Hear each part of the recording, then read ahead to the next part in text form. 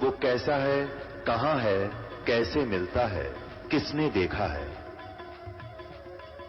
ये प्रश्नवाचक चिन्ह पूर्ण रूप से हटाने के लिए अवश्य सुनिए जगत गुरु तत्वदर्शी संत रामपाल जी महाराज के अमृत वचन, सर्व पवित्र धर्मों के पवित्र शास्त्रों के आधार पर। अब जिसने जाना है खेत में और वापस आना, बताओ वो क्या करेगा हेलीकॉप्टर का? वो तो मतलब की बकवाद कर रहा है। और फिर कहने भाव ये मान ले कार मिल गई, जब के कौन सा तो देवता बन गया। निर्धन भक्ति कर रहा है, मजदूर भक्ति कर रहा है। भक्ति भगवान को प्यारी है, भगत भगवान को प्यारा है, तो भक्ति करनी पड़ेगी। किसी ने सुविधा है ऐसे जाने में तो वो कोई दिक्कत नहीं, वो ले लो, वो दे देगा। लेकिन एक मजदूर ने कहा मैंने कार चाहिए, बता कार ने शर्मा मारा, कसी ठाके तेरे जाके वहाँ खड्डा खोदना। कार ने क्या करेगा? हाँ, भक्ति दोनों ही करोगे, दोनों ही मुक्त होंगे। एक भक्ति दोनों ही सफल होगे। वो कार में घूमने भी सफल होगा और मजदूर भी को भी वही पद मिलेगा जो उस कार में बैठे हुए को मिलेगा। तो हमने तो वो चाहना है, यहाँ की वस्तु चाहिए नहीं आपको। तो इस प्रकार जब इस तरह की भावना आपकी हट जाएगी तो वहां त्रिकुटी पे एग्जाम होगा आपका। जैसा व्यवहार, जैसा विचार आपका यहाँ इस दास के प्रति है, भगवान देखता रहता है।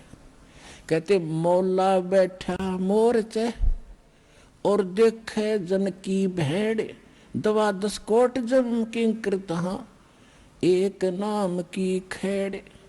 अब जैसे यहाँ आपको तरीके बताए जाते हैं, उदाहरण और एग्जाम्पल दे दे के, कथा सुना के, कि परमात्मा जब तपस्या पर आए काल के इस लोक में, तो धर्मदास जी को परमात्मा बता रहे हैं कि जब मैंने उस काल को ये कहा, परमेश्वर कबीर जी बता रहे हैं कि जब मैंने उस काल को ये कहा कि मैं नीचे जाऊंगा और सब जीवों को बताऊंगा तो भगवान नहीं है, और सब गलत मंत्र जाप कर रहे हैं, उनको यथार्थ ज्ञान दूंगा, यथार्थ मंत्र दूंगा और सब जीवों को पार करके सतलोक ले जाऊंगा, तो ने बहुत दुखी कर दिया इनको, भगवान की आत्माओं को।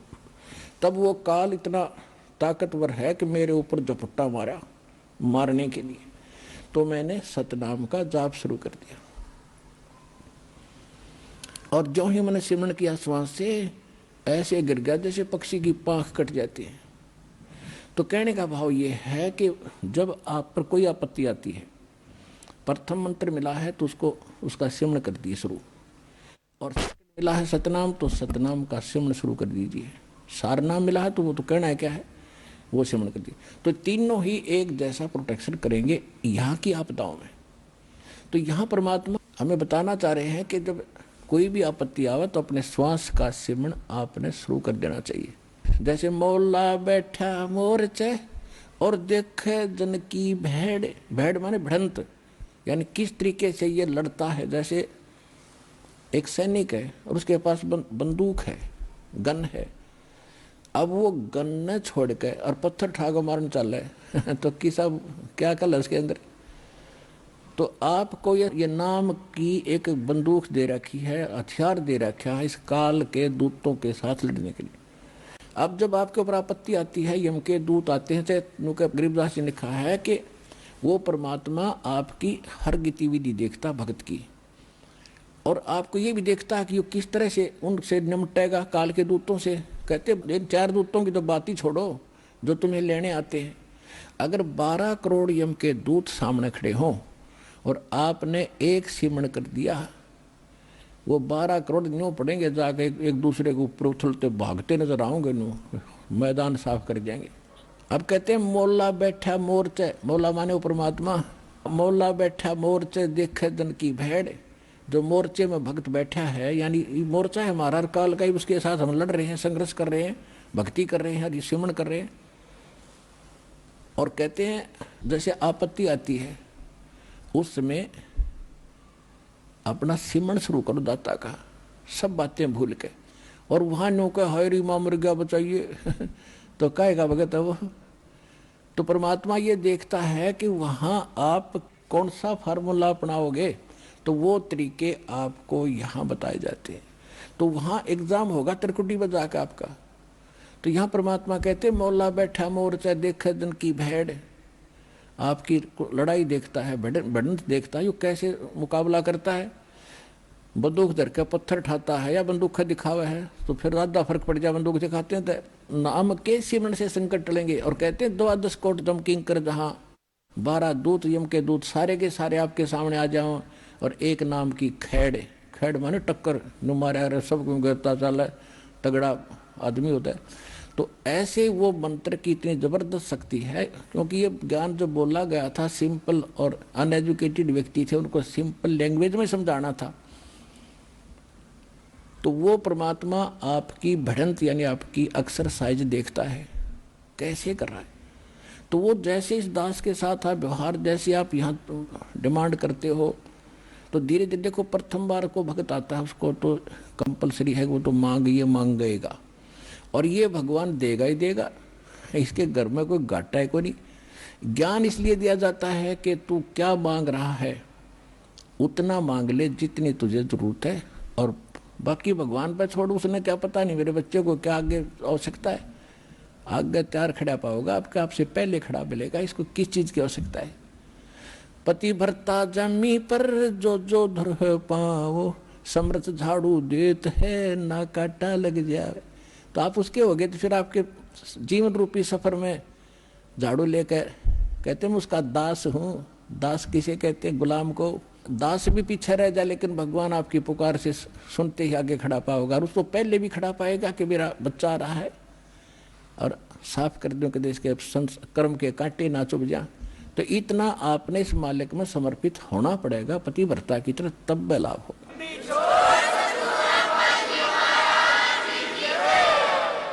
जब आप त्रिकुटी पर पहुंचोगे अब जैसा भाव आपका यहाँ है, जैसे सोपन में भी फिर ऐसा ही करते हैं, जैसा आप अपने जागृत जीवन में कर रहे हो दिन में ऐसा ही आपका फिर सोपन होगा। दिन में कोई केले बेचे रेडी लगा के बाजार में, वो करता ले 10 के 20 10 के 20 10 के 20 8 के 20 8 के 20 ऐसा नहीं मिलेगा। तो सपने में फिर वो नहीं बोलेगा ले लो 10 के 20 10 के 20। तो अब जैसा रिहर्सल आप यहाँ कर रहे हो जब आपकी मृत्यु होगी आपको सोपन होगा और उस सोपन में आप जो यहाँ कर रहे हो वहाँ बोलोगे जाके भगवान के दरबार में भगवान के सामने। तो इसलिए पहले देखो ये तो मालिक है आपको टाइम देगा पूरा, आपकी उम्र बढ़ाओगा जब भक्ति नीत रखोगे तो, और तब तक आपकी यहाँ की संसारिक सुविधा भी सारी सेट कर देगा क्योंकि उसको मालूम है ये जीव है और कितना ज्ञान सुना ले। अब सीधी सी बात है जब तक पैर में काटा है इतना कितनी सलाह दे ले जूता पहन ले कतई नहीं पहन सकता, वो तो काटा निकालना ही पड़ेगा जब जूता पहना है। तो ये दास आपसे भक्ति करावेगा तो आपके ये कर्म के काटे ये दुख जरूर दूर करेगा, ये गारंटी समझे।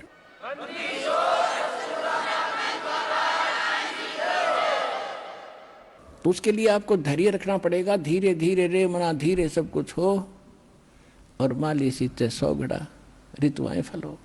फिर गुरु मानुष कर जानते ते नर कहीं है अंध ओ है दुखी संसार में फिर आगे काल के फंद।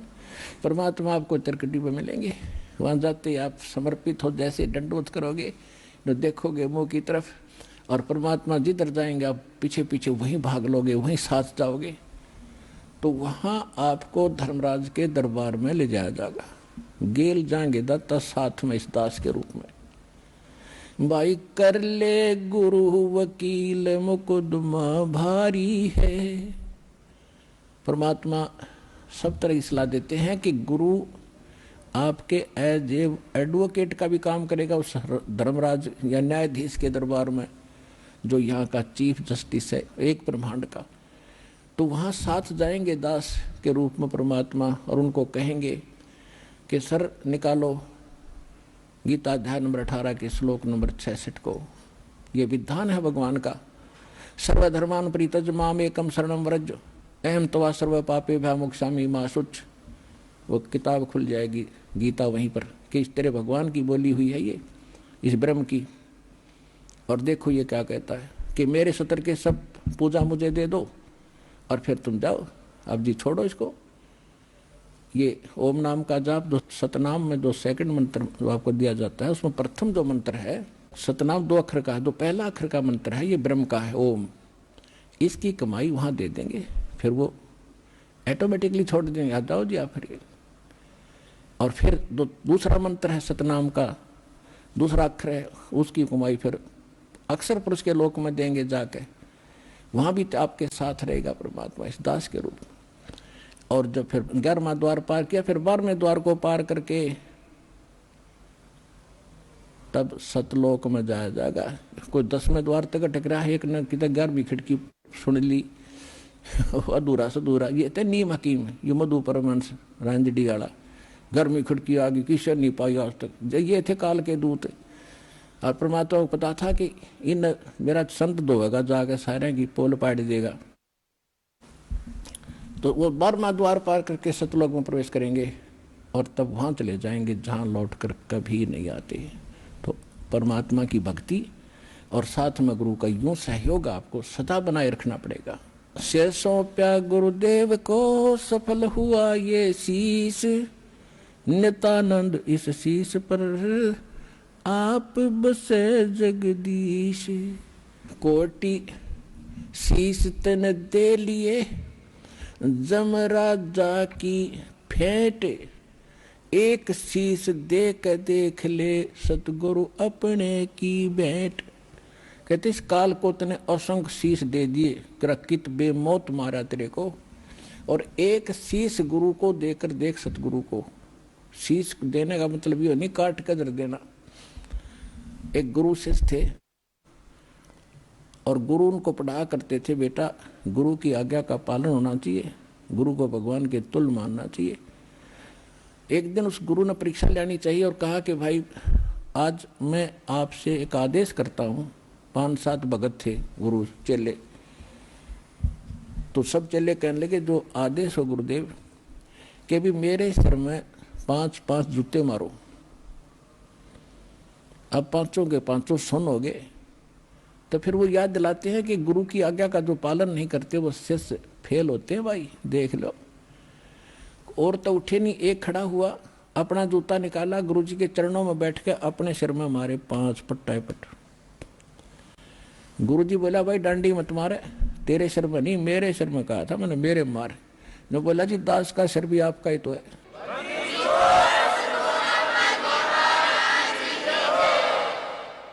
तो उस विवेकशील चेले ने कहा जी ये दास का शीश भी तो आपका ही है। तो कहने का भाव ये, आपने ऐसे समर्पित और विवेक से होना पड़ेगा, तब गुरु बिना आपका मोक्ष नहीं। और गुरु आपको मिल गया, आप कल्याण कराओ, अपने परिवार को लाओ और जहां तक संभव हो सके इस ज्ञान को फैलाओ, बहुत बड़ा परोपकार होगा आपको, विश्व का कल्याण होगा। बोलो सतगुरुदेव।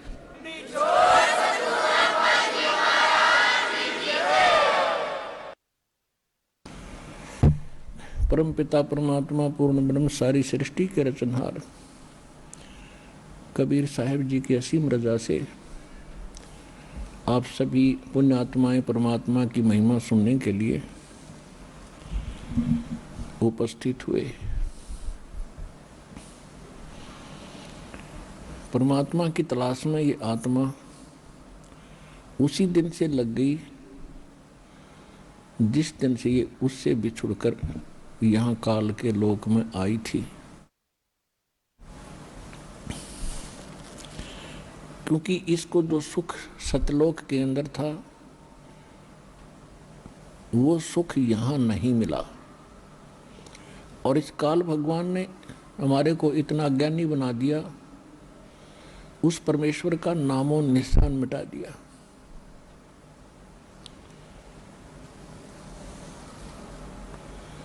और अपनी काल की महिमा और अपने पुत्रों ब्रह्मा विष्णु महेश की महिमा यह पूरे विश्व में फैला दी है,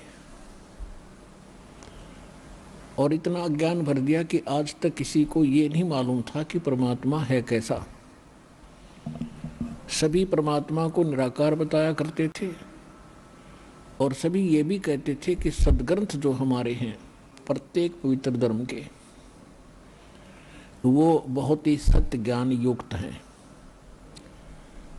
पवित्र बाइबल, पवित्र कुरान, पवित्र गुरु ग्रंथ साहिब, पवित्र पुराण, पवित्र वेद, पवित्र श्रीमद् भगवत गीता, ये जितने भी सदग्रंथ थे ये सभी हमारे लिए मान्य हैं, और इनमें ये भी हमारा मानना है और हमें ये ज्ञान था कि इनके अंदर जो लिखा वो सत्य है।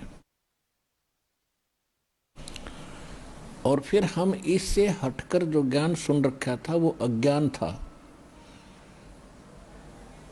कि ब्रह्मा विष्णु महेश ये अजर अमर हैं, इनका कोई माता पिता नहीं है, इनकी जन्म मृत्यु नहीं होती है, यही सबके सृजनहार हैं, सारी सृष्टि के रचनहार यही हैं, और इन्हीं की भक्ति से जीव कल्याण होगा। ये हमने ज्ञान सुन रखा था। और दूसरा, प्रत्येक धर्म के प्रत्येक धर्मी ये कहा करते थे कि परमात्मा निराकार है, उसका कोई साकार बॉडी नहीं है, वो बॉडी लेस है। तो ये ज्ञान जो हम सुन रखा था ये उन्हीं सदग्रंथों की दुहाई दे करके, गवाही दे करके हमें बताया गया था, जिन सदग्रंथों को आज हम अपनी आंखों पढ़ रहे हैं, देख रहे हैं, जांच रहे हैं। उनमें क्या लिखा है? ब्रह्मा विष्णु महेश नासवान हैं, इनकी जन्म मृत्यु होती है, ये सर्वेश्वर नहीं है, इनकी पूजा से मोक्ष नहीं हो सकता। और परमेश्वर ने स्वयं आकर के, कबीर परमेश्वर जी ने 600 वर्ष पहले कहा था, तीन देव की जो करते भक्ति, उनकी कदे ना होवे मुक्ति, गुण तीनों की भक्ति में ये भूल पड़ो संसार, कहे कबीर निज नाम बिना कैसे उतरो पार। और जिन महापुरुषों को परमात्मा मिले उनमें से कौन कौन है? आदरणीय धर्मदास साहिब जी बांधोगढ़ वाले, आदरणीय मलुकदास साहिब जी, आदरणीय दादू साहिब जी, आदरणीय नानक देव साहिब जी, आदरणीय गरीबदास साहिब जी गांव छुडानी जिला दुद्धर हरियाणा वाले, आदरणीय घीसा दास साहिब जी गांव खेखड़ा और जिला बागपुर उत्तर प्रदेश वाले, आदरणीय स्वामी रामानंद जी काशी वाले। इन महापुरुषों को परमात्मा इस कलयुग के अंदर आकर सीधे मिले और इस दास को मिले। तो उन महापुरुषों को तो हम मानते ही हैं कि वो महापुरुष थे। उन्होंने जो कुछ भी अपनी अमृतवाणी में लिखा है वो सत्य है। तो उन्होंने जो परमेश्वर की जानकारी दी है वो, और हमारे सदग्रंथ क्या बताते हैं और वो, और परमेश्वर ने स्वयं आकर जो ज्ञान बताया, वो तीनों मिलकर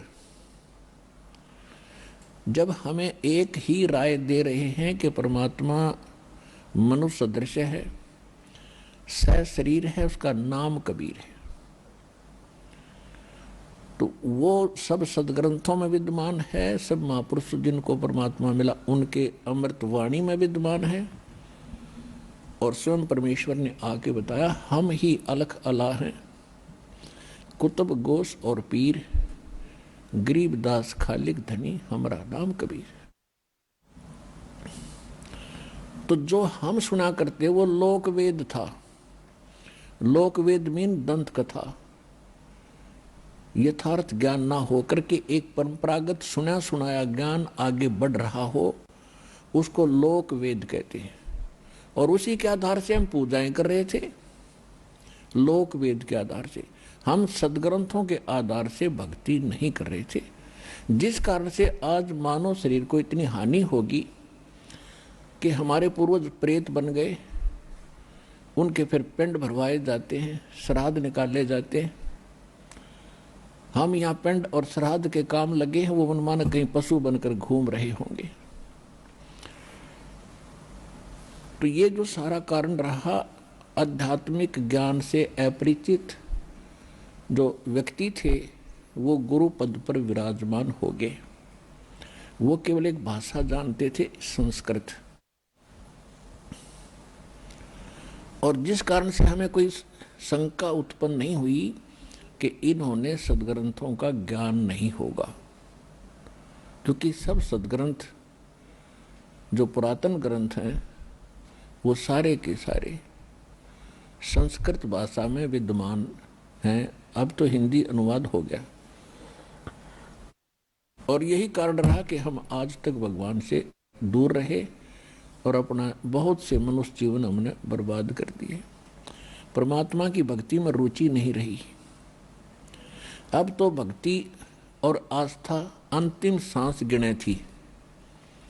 कुछ ही वर्षों के बाद इस पृथ्वी पर कोई परमात्मा कहने वाला व्यक्ति नहीं रहा। इन नकली संतों ने, इन नकली पंथों ने और यथार्थ भक्ति ना मिलने से मानव को कोई लाभ हुआ नहीं। परमात्मा के लिए भटक रहे हैं, अंत में उनका कोई वहाँ से राहत मिल नहीं रही, तो सभी ने दूसरा तरीका अपना लिया। लगभग टेंशन परमात्मा से दूर होती है जब कर्म संस्कार बुरा खत्म हो जाएगा। टेंशन खत्म होगी, चाहे किसी प्रकार की है, रोग की है या अन्य कोई और कहानी है, कोई कारण है या कर्ज है, तो जब तक वो परमात्मा मिलेगा नहीं तो वो कर्म नहीं कटे। समर्थ भगवान नहीं मिलेगा तो कर्म नहीं कटेगा, पाप कर्म कटेगा नहीं, और पाप कर्म कटेगा नहीं तो टेंशन समाप्त नहीं हो सकती। तो वो ना साधना मिली, ना भगवान मिला हमारे को, ना कोई सा संत मिला कि उस ज्ञान को बतावे और हमारे इन पापों का नाश करावे। और जो महापुरुष जिस समय वो महापुरुष हुए हैं जिनको भगवान मिले, उन्होंने यही ज्ञान बताया जो दास आपको आज बता रहा, और परमेश्वर ने यही ज्ञान बताया। लेकिन उस समय हम नहीं समझे उन महापुरुषों की वाणी को, उनके ज्ञान को, क्योंकि हम शिक्षित नहीं थे। परमात्मा आपको शिक्षित करना नहीं चाहता था। सतयुग से लेकर और कलयुग के 50 वर्ष से पहले तक आज से कोई शिक्षित नहीं था, क्योंकि इस शिक्षा ने हमें अभिमानी और बेईमान बना दिया। हम अपनी टेंशन समाप्त करने के लिए जो भगवान से राहत मिली नहीं, तो हमने, किसी ने तो शराब पीनी शुरू कर दी, किसी ने धनी बनने के लिए रिश्वत लेनी शुरू कर दी। ये दूना पाप इकट्ठा कर लिया।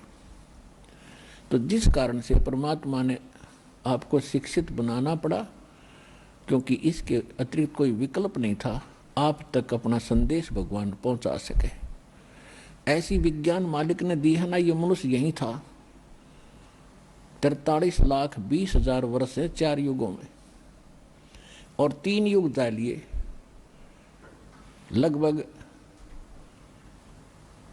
लगभग 40 लाख 39 लाख वर्ष जा चुके एक चतुर्युगी के। तो अभी तक हम शिक्षित नहीं हुए, क्योंकि परमात्मा नहीं बनाना चाहता था आपको बेईमान, अहंकारी, अभिमानी। और ना उससे पहले कोई इसी विज्ञान बना सका जो आज बन रहे हैं। कंप्यूटर हैं, इंटरनेट सिस्टम बना दिया, मोबाइल बनवा दिया अपने बच्चों के लिए। अब ये 10 वर्ष से उरे उरे ढूंढा ठाया परमात्मा ने। ये गॉड गिवन बुद्धि है या किसी मनुष्य स्तर की खोज नहीं है। और परमात्मा ने इसलिए दिया कि सब बच्चे मेरे इस ज्ञान को रह रह कर देखेंगे, प्रमाणों को मिलाएंगे, और फिर चलते फिरते काम करते करते मेरी महिमा सुना करेंगे। क्योंकि हम ब्यूजी घने हो गए, बहुत हम व्यस्त हो गए। काम तो बहुत कम हो गया, क्योंकि मशीन से सब काम हो रहा है, और फिर भी हम व्यस्त इतने हैं, समय नहीं किसी के पास भगवान की 2 घड़ी भक्ति करने का। इस विज्ञान ने चक्कर काट दिया, इस माया की हवस बढ़ गई हमारे अंदर। तो इस ज्ञान से इस माया के जोड़ने की हवस कम होगी और भक्ति की हवस जागेगी, और तब ये आत्मा परमात्मा की भक्ति में दृढ़ता से लगेगी। तो उसके लिए भगवान ने ये समय सेलेक्ट किया, और वो सच्चा ज्ञान, सच्ची भक्ति, यथार्थ भक्ति विधि आज इस दास को उपलब्ध कराई। और साथ के साथ अभी सन 1994 में दास को आदेश हुआ था दीक्षा देने का।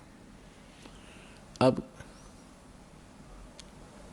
उसके तुरंत बाद ही 5-7 वर्षों के बाद ही ये टीवी चैनल बन गए और इनकी बाढ़ सी आ गई।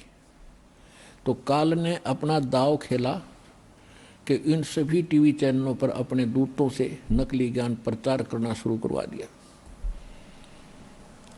और फिर जब हमारा नंबर आया सन 2003 में, हमने कोशिश की थी चैनल पर, 3-4 महीने चला था। यदि उस समय ये ज्ञान 6 महीने और चल जाता, सारी उथल पुथल हो जाती, सारा विश्व जाग जाता। तो इन नकली संतों को, इन नकली आचार्यों और शंकराचार्यों को चिंता बन गई कि अगर ये ज्ञान जनता तक पहुंच गया तुम्हारी छुट्टी। ये तो इससे सिद्ध है कि ये लोग भगवान नहीं चाहते, न कल्याण चाहते किसी का, केवल स्वार्थ चाहते थे। तो वो एकदम हमारा बंद करवा दिया। कोई बात नहीं। उसके बाद ऐसा कांड करवाया, क्रोथा कांड, झूठ बोल के झूठा बदनाम किया। रामपाल निंदा करता है, वहाँ ऐसा होता है वैसा होता है। उनका उद्देश्य ये था कि इसको मिटा दे और तुम्हारी पोल ना पाट जाए और जनता का कल्याण ना हो जाए। उनका उद्देश्य यही है। लेकिन उस परमात्मा का वचन है कि ये ज्ञान पूरे विश्व में जाएगा, सारा संसार भक्ति करेगा। परमात्मा के बच्चे हैं। जो हमारा विरोध कर रहे हैं वो भी भगवान के ही बच्चे हैं, वो परमात्मा के बच्चे हैं। लेकिन इस काल उनका दुरुपयोग कर रहा है, उनके कर्म बिगाड़ रहा है। तो परमात्मा ने दया करी है। देखो, पहले से भी 1000 गुना बढ़ गया हमारी संगत भी, हमारा प्रचार भी। तो ये परमात्मा का चलाया मार्ग है। उसके एक वचन से सारे ब्रह्मांड बन गए और अपने स्थान पर घूम रहे। इनको रोक के दिखाओ वैज्ञानिक। इसी प्रकार ये परमात्मा का वचन है, उसके वचन से ये ज्ञान पूरे विश्व में जाएगा और 2 दिन आगे पीछे सबको मानना पड़ेगा। क्योंकि बहुत दिन देख लिए परमात्मा ने अपने बच्चों को तड़फते भुगतते। 3 युग दे दिए काल को और कितना संतोष किया मालिक ने। किसी का बालक दुखी हो, माता पिता को चैन नहीं होती। अब उनको मालूम था ये दुखी हैं। सतयुग त्रेता द्वापर में भी दुखी थे, लेकिन इतने नहीं थे जितने कलयुग में हो गए। तो इस कलयुग में यहाँ तक आना था आपको लेकर के, और अब आपको वो ज्ञान देना है। अपनी शरण में पूरे विश्व को मालिक ने लेना है और आपका कल्याण होगा, पूरे विश्व का कल्याण होगा। ये परमात्मा का वचन है। अब विश्व में कोई जीव सुखी नहीं है आज के दिन। और जो साधना वो करते थे वो भी फेल हो ली, क्योंकि वो करते करते दुख आ गया आप पे, तो वो साधना ठीक नहीं। भगवान की भक्ति से दुखी व्यक्ति सुखी होता है, और करते करते दुख हो रहे, कैर टूट गए, तो वो भक्ति नहीं है, साधना नहीं है, और वो भगवान नहीं है जिसकी आप साधना करते थे। तो अब परमात्मा ने वो रजा बख्शी है कि यथार्थ ज्ञान इस दास को दिया है। और सन 1994 से लेकर आज तक लगभग 20 वर्ष हो गए हैं। तो यही ज्ञान प्रारंभ से दास कहता आ रहा है। और सन 2000 के बाद सदग्रंथों को देखा है दास ने, 2001 में। तो उस समय सदग्रंथों में देखा तो जो ज्ञान पहले दास बताता आ रहा था और जो मंत्र नाम पहले से दे रहा था, वो इन सदग्रंथों में जो के तो मिले। तो और उमंग और खुशी का ठिकाना नहीं रहा कि परमात्मा इन सदग्रंथों से अगर आपका ज्ञान मेल खा गया तो आपके बच्चे आपको पहचान सकेंगे। अन्यथा यदि हम ज्ञान सुनाते रहेंगे कबीर साहिब की केवल वाणी लेकर के या इन महापुरुषों की वाणी लेकर के, ये भगत आपको दृढ़ता से नहीं मान पाओगे। फिर ऐसा ज्ञान दिखाया दाता ने, सारे वेद गवा, सारे सदग्रंथ परमात्मा बता रहे हैं Kabir is God, Kabir is God. कौन कबीर? वो धानक कबीर, जुलाहा कबीर, जो काशी के अंदर 120 वर्ष रहे, अपना ज्ञान प्रचार भी करते थे, सारे ब्रह्मांडों का संचालन उस झोंपड़ी में बैठकर करते थे और हमें ज्ञान भी देते थे। वो प्रत्येक युग में ऐसी लीला करते ही करते। तो अब परमात्मा ने इस काल से कहा था, प्रथम सतयुग के अंदर जब परमेश्वर ने देखा कि सब जीव दुखी हो गए, हाहाकार मचा है, हम जब से इसके काल के लोक में आए हैं, हम उस सुख को भूल नहीं पा रहे जो हम छोड़ कर आए थे। लेकिन हमें वो पता नहीं वो है कहाँ। इसने इतनी भूल डाल दी कि वो है कहाँ। वो सुख हम यही खोज रहे हैं, इस नमक की बोरी में, इस नमक की मंडी में हम बूरा का टेस्ट खोज रहे हैं। और बूरा और नमक की एक जैसी शक्ल होती है, देखने में एक जैसा होता है, लेकिन उसके टेस्ट में दिन और रात का अंतर होता है। तो ये काल भी भगवान है यहाँ का। यहाँ की व्यवस्था हम देखते हैं, जैसे दिन रात बन रहे हैं, शीतल हवा चल रही है, फलदार वृक्ष हैं और जमीन में पानी, बड़ा सुंदर जल है, मीठा है। ये सुविधाएं देखते हैं हम तो हमें लगता है कि ये बिल्कुल भगवान है जिसने हमारी इतनी चिंता है, कितने अच्छे फल फ्रूट दे रखे हैं, अपने आप उगे हैं ये। तो ये है नमक की बोरी का टेस्ट, यहाँ की जो सुख हमें दिखाई देती है। और जब हम सतलोक के उस व्यवस्था को देखेंगे, वहाँ के सब फल और उनके टेस्ट को देखेंगे, तो ये नमक जैसा लगेगा हमारे को। तो ये सुख वहाँ है जिसको हम खोज रहे हैं। दूसरा सुख वहाँ क्या है? वहाँ जरा और मरण नहीं है। जरा माने वृद्ध अवस्था और मरण मीन मृत्यु। वहाँ जन्म और मृत्यु, बुढ़ापा और मृत्यु नहीं है। एक बार जन्म अवश्य होगा वहाँ जा करके आपका, यानी जैसे यहाँ हुआ है ऐसे वहाँ भी होगा, और फिर आपका परिवार बनता चला जाएगा। अब जैसे कैसे अच्छे लगते हैं माता पिता, भाई बहन, रिलेटिव, नाती पोते पोती, दोता दोती, और कितने अच्छे लगते हैं, कितना प्यार है आपका। और फिर आप इनमें नहीं रह सकते और ये भी कभी आपको छोड़ सकते हैं। काल का ना जाने कब किस पर अटैक हो जा, फिर हम रोते हैं, टक्कर मारते हैं। इतनी प्यारी वस्तु फिर दोबारा देखने को नहीं मिलती, और फिर उनको रोते रोते हम भी मर जाते हैं कभी। तो ये जो दुख है ये आपको उसकी सतलोक के सुख को दृढ़ करेगा और यहां से मन हटेगा। और इसका तरीका बताया है कि आप अपने सभी रिश्तेदारों को, और नहीं तो कम से कम अपने पूरे परिवार को परमात्मा की भक्ति में लगा दो। यहां तो एक बार सबने जाना है, ये तो अंडरस्टूड है, ये तो ना भी मानने वाली बात ना है कि हम नहीं मरेंगे। ये दूसरी बात है, भी नहीं मरेंगे पर कभी तो मरेंगे। तो ये स्थान अपना नहीं है। आज जिस संपत्ति को हम अपना मान रहे, हमारी मृत्यु होगी तो दोबारा उसमें हिस्सा हमारा नहीं है। ना जाने कौन से कंट्री में जाकर हमारा जन्म होगा। तो ये यहाँ की वस्तु अपनी कोई नहीं है, ये अस्थायी, ये आपका सटे है, अस्थायी निवास है। और इसको आप स्थायी बनाने की कुचेष्टा करते करते युग बीत गए, असंख्य युग बीत गए। मरते हैं, फिर सोचते हैं कोठी बनाएंगे, बंगले बनाएंगे, ठाठ से रहेंगे, इतने मृत्यु हो जाती है। ये हमारी भूल ही है, बाकी फिर उसी स्पीड से लगे हुए। तो यहाँ से हटने के लिए इस ज्ञान को आश्रय बनाना पड़ेगा, अपने आधार बनाना पड़ेगा। और उसके बाद फिर इस भक्ति करो। जब तक आप रहोगे, भक्ति करोगे, तो आपके जो प्रिय सदस्य हैं परिवार के, उनकी भी सुरक्षा भगवान करेगा। जब तक यहाँ रहोगे तब तक दुख दूर हुआ, और जाओगे, जब आराम से जाओगे, भक्ति करने वाले की मृत्यु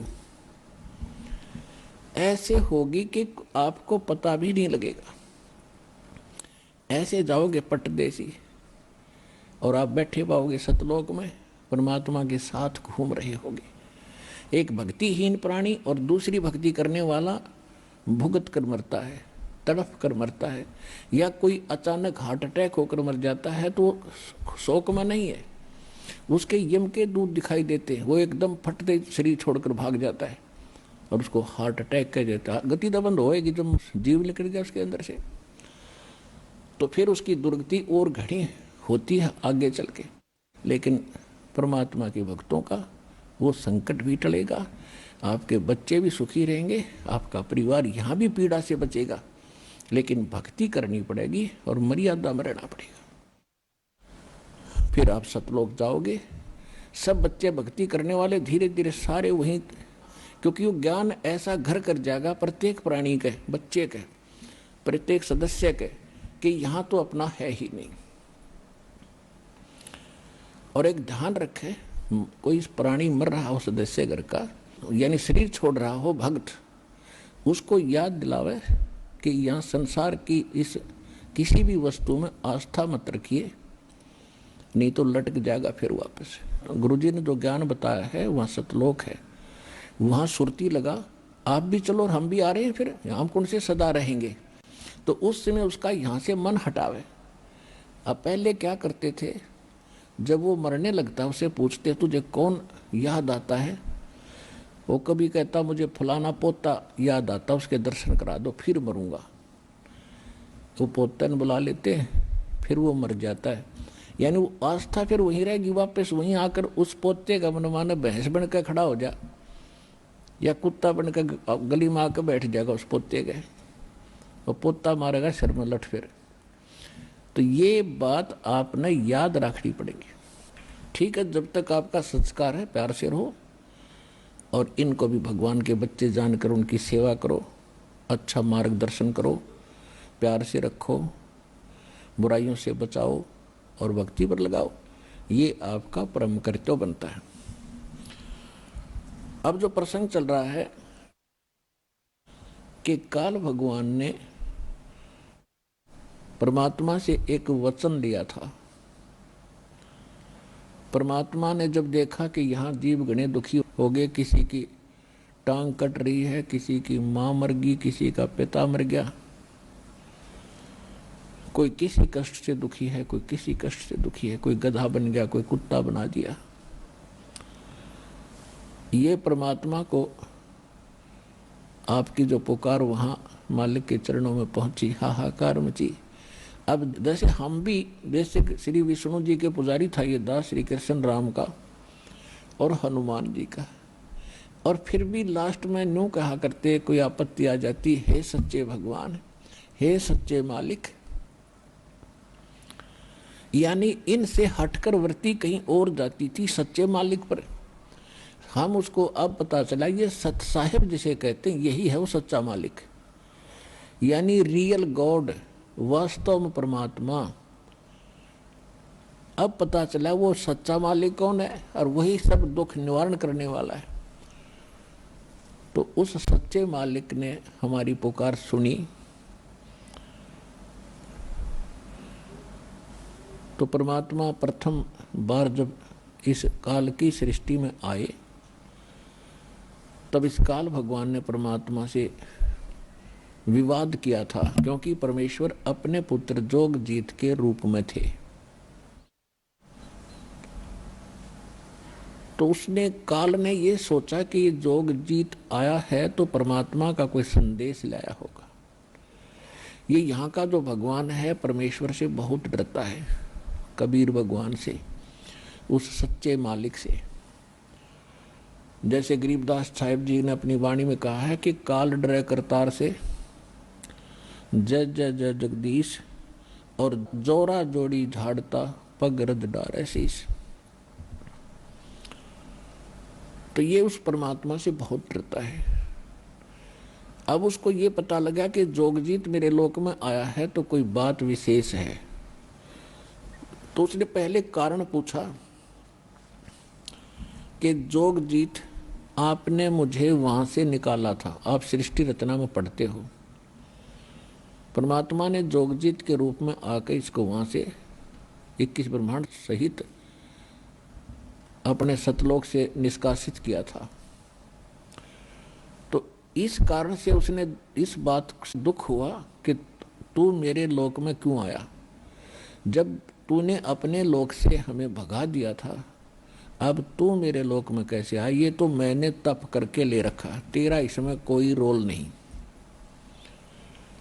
इस चीज से बहुत दुखी हुआ वो। कौन? काल। फिर उसने सोचा कि कोई संदेश लाया होगा, पहले वो पूछ लेता हूं, फिर इसके साथ मैं युद्ध करूंगा, इसको पीटूंगा। तो परमात्मा जोगजीत रूप में खड़े थे, उन्होंने कहा कि सुन ले काल, परमात्मा का संदेश सुन ले तू।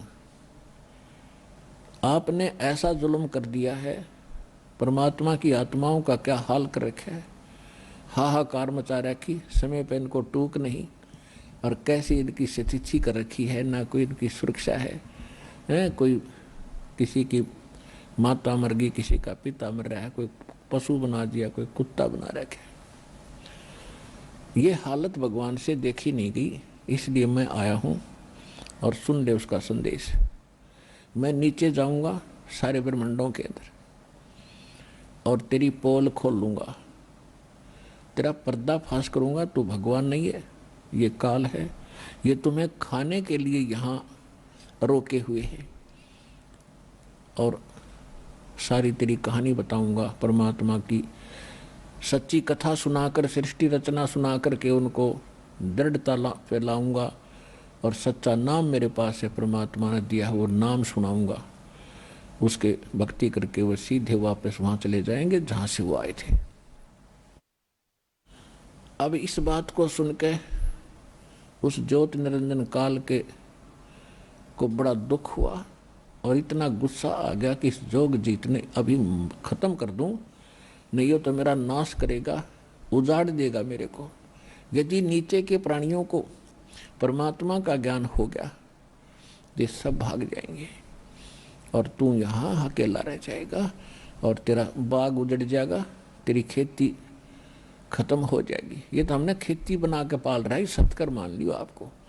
ये कोई दास की अपनी मन गढ़ंत कहानी नहीं है, ये गॉड गिवन स्पिरिचुअल नॉलेज है। खुद परमात्मा ने आके बताया है कि तुम यहाँ जन्म मृत्यु में क्यों दुखी हो, कि इसको 1 लाख मानव शरीरधारी प्राणी नथ खाने पड़ते हैं, और जिस कारण से यो आपको यहाँ पाले हुए हैं, जैसे कसाई बकरे पालता है।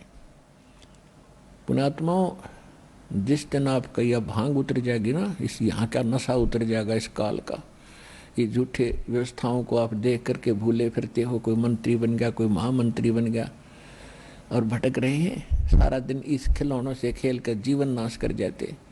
आज तो महामंत्री बन गया, प्रधानमंत्री बन गया, सारी पृथ्वी का पति बन गया, अगले जन्म में क्या होगा? गधा बनेगा, वह कहाँ जाएगी त्रिप्रभुता। तो परमात्मा ने अपने बच्चों का अगला दुख दिखाई दे है, और हमें ज्ञान हो गया, हमें भी इनका अगला नेक्स्ट कदम दिखाई देता है, कुएं में गिरेंगे जाते ही। तो हम चाहते हैं इनको, इनके हाथ पकड़ लें, कुएं में ना गिरने दें, इनको सत भक्ति और सत ज्ञान बता के यथार्थ भक्ति और यथार्थ कमाई। आइए अब हम उन श्रद्धालुओं के अनुभव जानते हैं जो जगत गुरु तत्वदर्शी संत रामपाल जी महाराज जी से दीक्षा प्राप्त कर चुके हैं तथा उनके द्वारा बताए गए भक्ति मार्ग पर चल रहे हैं। बहन जी नमस्कार। नमस्कार जी। क्या नाम है जी आपका? मेरा नाम कुमारी भारती डांगे है। कहाँ से आए आप? ग्राम टेमुरनी, तहसील आठने, जिला बैतूल, MP से। संत रामपाल जी महाराज से नाम दीक्षा कब लिया आपने? बंदी छोड़ सदगुरु रामपाल जी महाराज जी से नाम दीक्षा मैंने 15 नवंबर सन 2013 में ली। क्यों लिया आपने संत रामपाल जी महाराज से नाम दीक्षा? बंदी छोड़ सदगुरु रामपाल जी महाराज जी से नाम दीक्षा लेने से पहले हम सभी देवी देवताओं की पूजा करते थे और सभी देवी देवताओं की पूजा करने के साथ साथ जय गुरुदेव पंथ से जुड़े थे। तो जय गुरुदेव पंथ से जुड़े थे तो एक दिन मतलब मेरी बुआ है, उनके घर से ज्ञान गंगा पुस्तक आई और उस ज्ञान गंगा पुस्तक को मेरे पापा जी ने पढ़ा और मेरे पापा जी से हमेशा सवाल करते रहे। जय गुरुदेव पंथ में जुड़ने के कारण हमको सिर्फ इतना ज्ञान था कि भाई जय गुरुदेव की यदि साधना उनके अनुसार हम साधना करते हैं तो सतलोक जाते हैं। तो लेकिन उस सतलोक की सही जानकारी हमको बिल्कुल नहीं थी। वो सिर्फ इतना बताते थे कि सतलोक में सतपुरुष है और हमें उनके पास साधना करके जाना है, लेकिन ये कुछ पता नहीं था कि वहाँ पर यहाँ पर जैसी सृष्टि है वैसी वहाँ पर भी सृष्टि है और भगवान कैसा दिखता है, इस टाइप की कोई भी जानकारी वो नहीं देते थे। और मैं मेरे पापा जी से हमेशा पूछते रहती थी कि भगवान कैसे दिखते हैं और कैसे है। और जय गुरुदेव पंथ में जब जुड़े थे हम, तो वहाँ बोलते थे कि सतपुरुष अनामी लोक में अनामी पुरुष के रूप में रहते हैं, अलग लोक में अलग पुरुष के रूप। आप एक बात बताइए, जो भी बातें आप बता रहे हैं, सतलोक के बारे में आपको नहीं पता था, सतपुरुष के बारे में आपको नहीं पता था, अनामी लोक के बारे में आपको नहीं पता था, आपने इन सभी बातों का निर्णय कैसे लिया कि कौन सही है और कौन गलत? कहाँ से निर्णय लिया आपने?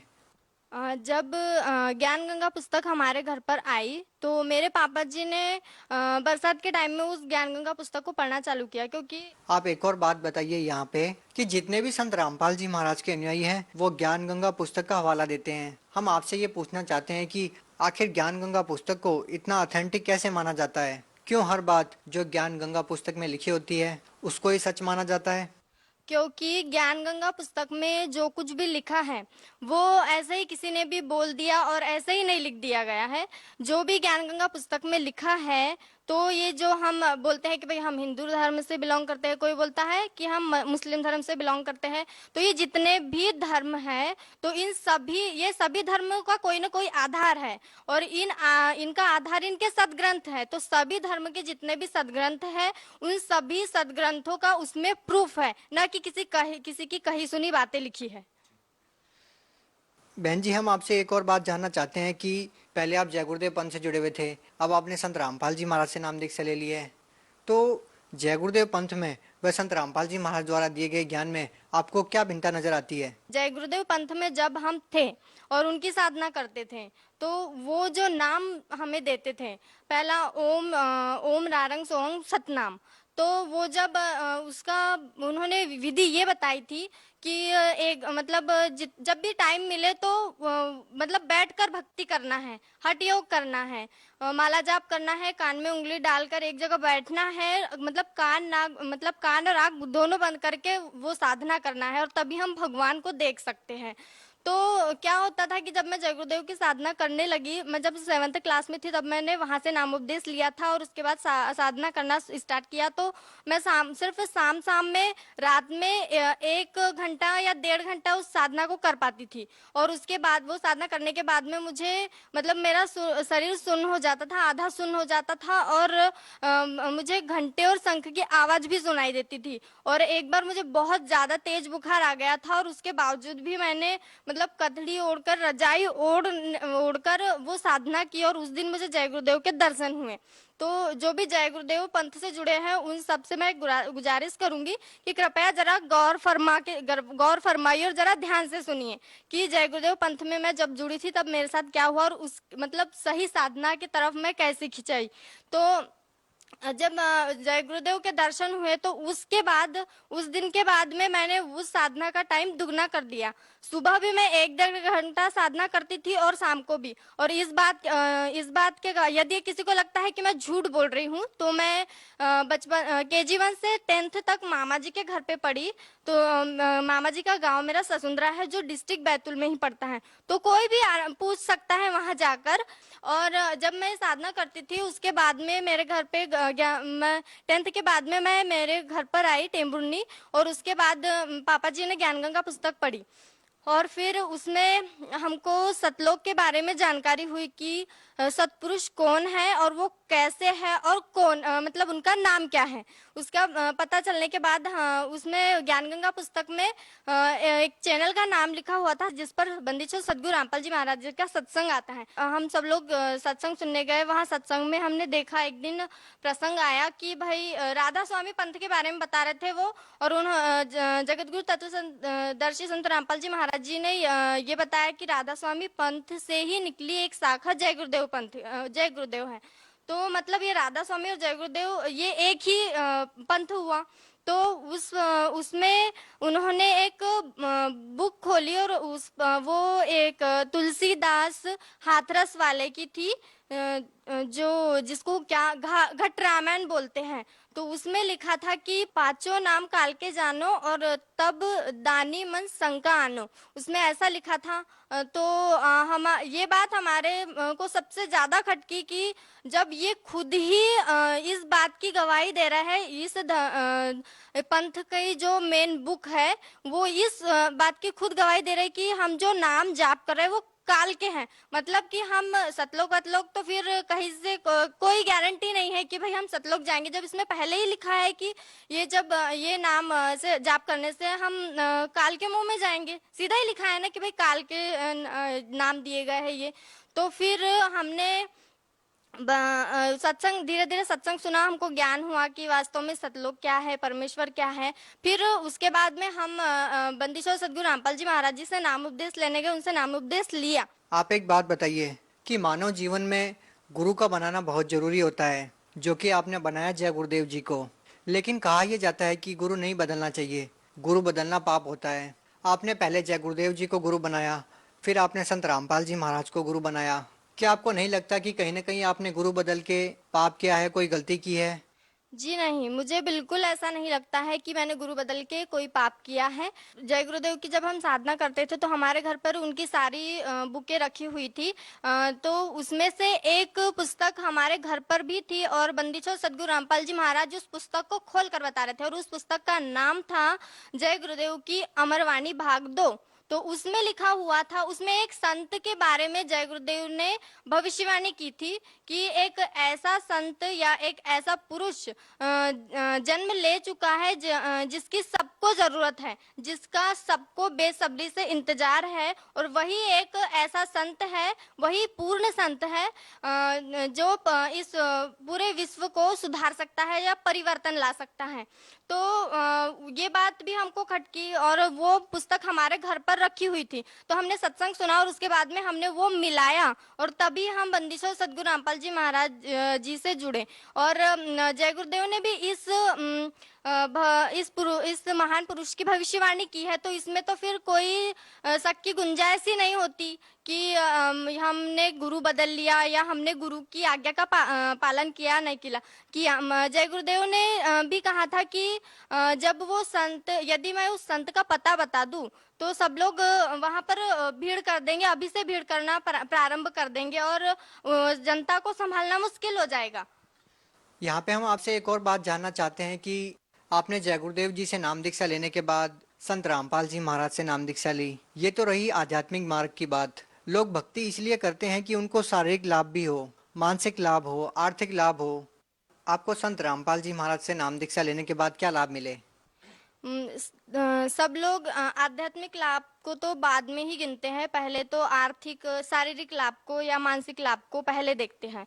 तो मैं उस चीज को पहले बताना चाहूंगी कि मुझे बंदीछोर सदगुरु रामपाल जी महाराज जी की शरण में आने से पहले जो ये मधुमक्खी होती है, जो इसके काटने से मुझे बहुत मतलब एलर्जी थी, उससे रिएक्शन होता था, बहुत ज्यादा खुजली होती थी और बहुत ज्यादा मतलब इस शरीर के पूरे पार्ट अंदर से भी खुजली होती थी और जलन महसूस होती थी। मैं एक जगह खड़ी भी नहीं रह सकती थी, इतनी प्रॉब्लम होती थी मेरे को। और जब मैं ससुंदरा में थी तब भी मुझे एक बार ततैया की मक्खी मतलब मधुमक्खी ने काटा था और तब भी मेरे साथ ऐसा ही हुआ था और मुझे डॉक्टर के पास मेरे नाना जी ने गोद में उठा के लेके गए थे और इस बात के वो भी गवाह हैं। अगर किसी को शक हो तो जाकर पूछ सकते हैं। और अब रही बात बंदीछोर सदगुरु रामपाल जी महाराज जी के शरण में आने के बाद की, तो मुझे बंदीछोर सदगुरु रामपाल जी महाराज जी के शरण में आने के बाद मुझे एक बार ततैया की मक्खी ने काटा और उसका रिएक्शन भी हुआ। और फिर जो बंदीछोर सदगुरु रामपाल जी महाराज जी चरणामृत और प्रसादी देते हैं वो मैंने खाई तो एकदम तुरंत ही असर हुआ उसका, मैं एकदम ठीक हो गई। जबकि उनसे नाम उपदेश लेने से पहले जब तक मैं गोली दवाई नहीं लेती थी, मुझे इंजेक्शन नहीं लगते थे, तब तक मुझे आराम नहीं होता था। और आर्थिक स्थिति अच्छी हो गई, बहुत अच्छी हो गई।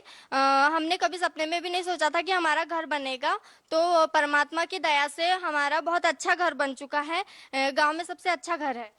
और बंदीश्वर सदगुरु रामपाल जी महाराज जी की शरण में आने से पहले मेरे पापा जी नशा करते थे, तंबाकू गुटखा बहुत ज्यादा सेवन करते थे और उसकी वजह से मेरे पापा जी के दांत टूट गए हैं सामने के। तो अब खाना खाने में प्रॉब्लम होती है। तो बंदीश्वर सदगुरु रामपाल जी महाराज जी के शरण में आने के बाद उन्होंने नशा कंप्लीटली छोड़ दिया है और अब हम बहुत अच्छे से रह रहे हैं। कोई किसी प्रकार का कलेश घर में नहीं होता है और अब सुखी जीवन जी रहे हैं।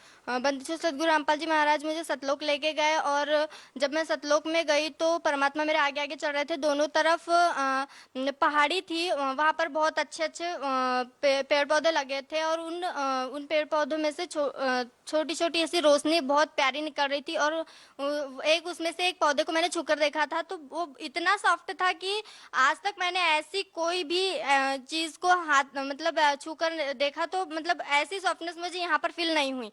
तो बंदीश्वर सदगुरु रामपाल जी महाराज मेरे सामने चल रहे थे और मैं उनके पीछे जा रही थी।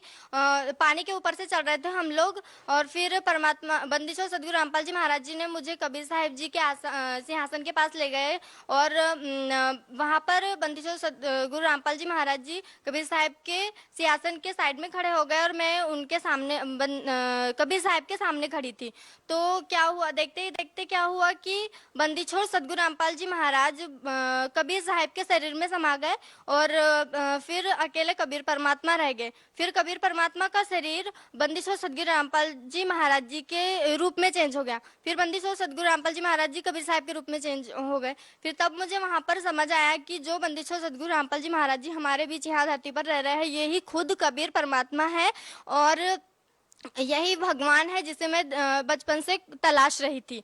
तो मैं जय गुरुदेव पंथ के जय गुरुदेव पंथ से जितने भी लोग जुड़े हैं और वो बैठकर साधना कर रहे हैं और अपना समय बर्बाद कर रहे हैं और अपना शरीर गला रहे हैं, तो मैं उन सबसे प्रार्थना करना चाहूंगी कि आप एक बार बंदीश्वर सदगुरु रामपाल जी महाराज जी की शरण में आए और जिस सतपुरुष की जिस परमात्मा को देखने के लिए उनसे मिलने के लिए आप तरस रहे हैं वो बंदीश्वर सदगुरु रामपाल जी महाराज जी धरती पर आ चुके हैं। परमात्मा कबीर साहब आ चुके हैं और वो आपके लिए पल के बिछाए खड़े हैं। आप भगत समाज को क्या संदेश देना चाहेंगी?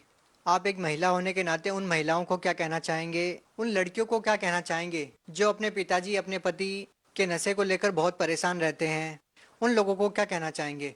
मैं उन सभी माताओं बहनों को सिर्फ यह प्रार्थना करना चाहती हूँ कि यदि आप अपने पापा जी का या भाई का नशा छुड़वाना चाहते हैं तो आप बंदीश्वर सदगुरु रामपाल जी महाराज जी जो ज्ञान बताते हैं चैनल पर सत्संग आता है तो आप उनका ये सत्संग सुनकर देखें और आपके घर पे जो भी धार्मिक सदग्रंथ रखे हुए चाहे वो हिंदू धर्म के हो, चाहे मुस्लिम धर्म के हो, चाहे अन्य किसी भी धर्म के हो, बंदीश्वर सदगुरु रामपाल जी महाराज जी सभी धर्मों के सदग्रंथों को खोल कर दिखाते हैं। ऐसा नहीं कि भाई उन्होंने बोल दिया या हमने सुन लिया बस यही तक खत्म नहीं हो जाती उनकी बात, वो खुद खोल के दिखाते हैं और आप उन सदग्रंथों को अपने घर पर मिला सकते हैं यदि आपको किसी भी प्रकार का डाउट है तो।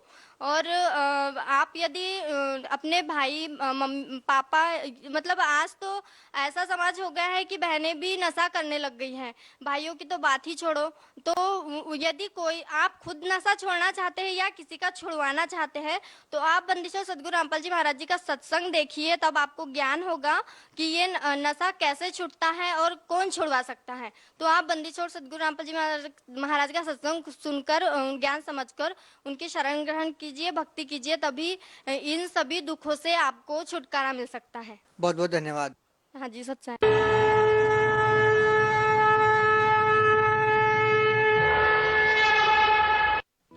आप सुन रहे थे जगत गुरु तत्वदर्शी संत रामपाल जी महाराज के मंगल प्रवचन।